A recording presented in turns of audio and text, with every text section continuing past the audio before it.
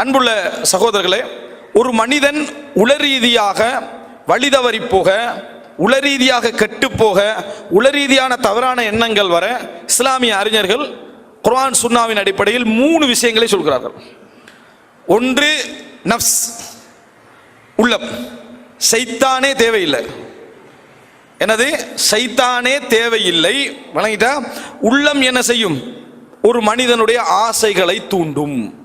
ஒரு மனிதனுடைய ஆசைகளை தூண்டும். ஷைத்தானே என்ன தேவையில்லை. உள்ளத்துடைய ஆன்மாவுடைய இயல்பு, ஆன்மாவுடைய இயல்பு என்னன்னு சொன்னால், உள்ளத்துல அதுக்கு விருப்பமானது அது தூண்டும். அதுக்கு விருப்பமானதை அது தூண்டும். அதுக்கு வெறுப்பானது அது வெறுக்கும். அதுக்கு வெறுப்பானது அதை வெறுக்கும். அதுக்கு விருப்பமான அதை விரும்பும். உள்ளம் எதை விரும்புதோ அதை விரும்பும். அதுக்கு வெறுக்கிறது அது என்ன செய்யும்? வெறுக்கும். இது உள்ளத்துடைய இயல்பாக இருக்கும். இதுக்கு என்ன ஆதாரம் அப்படி என்று சொல்லி பார்த்தீங்கன்னா, ஷைத்தானை இல்லாம உள்ளம் என்ன செய்யும்? நல்லவைகளை தூண்டும். அதுக்கு விருப்பமானவைகளை தூண்டும். அதுக்கு என்னது? விருப்பமற்றவைகளை தடுக்கும். என்றதுக்கு என்ன செய்தி சொல்லுவாங்க என்றால், ஷைத்தான் சொன்னானே, இப்லீஸ் ஆதம் அலைஹிஸ்ஸலாத்துக்கு சுஜூத் செய்ய சொன்ன நேரத்தில், என்ன நீ என்ன அதாவது நெருப்பால படைச்சிக்கிறாய், அவனை என்ன அவரை நீ களிமண்ணால படைச்சிக்கிற, நான் எப்படி சுஜூத் செய்ய வேண்டும்? இப்லீஸ் எப்படி கெட்டு போனா? இன்னொரு இப்லீஸ் தானா? இப்லீஸ் கெட்டு போயிட்டான் தானே. இப்ப இப்லீஸ் இப்ப என்ன செஞ்சான்? அல்லாஹ்வுடைய கட்டளை நிராகரித்தான். எந்த இப்லீஸால இப்லீஸ் கெட்டு போனா? எந்த இப்லீஸாலும் கெட்டு போகல. அவன நஃப்ஸால தான் என்ன செஞ்சான்? அவன் கெட்டு போனது எதனால? அவனது நஃப்ஸால. இப்லீஸை கெடுக்கிறதுக்கு இன்னொரு இப்லீஸ் என்ன செய்யல, இருக்கல. அப்படி சொன்னா அடுத்து என்ன வரும்? அவருக்கு இன்னொரு இப்லீஸ் வேணும். விளங்கிட்டா? அப்படியே இப்லீஸ் முடியாது. இப்லீஸ் என்ன செய்யாது? முடியாம போயிடும். அப்ப எனவே அதாவது ஒரு மனிதனுடைய உள்ளத்தை கெடுப்பதற்கு உள்ளமும் போதும், ஆன்மா மட்டும் என்ன போதும். ஆசைகளை ஊட்டுவதற்கு அது போதுமானது.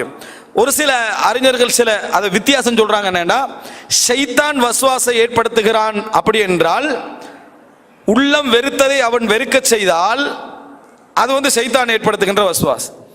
உள்ளம் விரும்புவதை உள்ளம் விரும்பினால் அது உங்கள் மனசே உங்களுக்கு என்ன ஏற்படுத்துகின்ற விஷயம் அப்படின்றாங்க. அதாவது பெரும்பாலும் உள்ளம் என்ன செய்யும் அப்படி என்று சொன்னால், அதாவது ஒன்று ஆசைப்படுவதை திருப்பி திருப்பி திருப்பி திருப்பி ஆசையை தூண்டிக்கொண்டே இருக்கும். வணங்கிட்டா?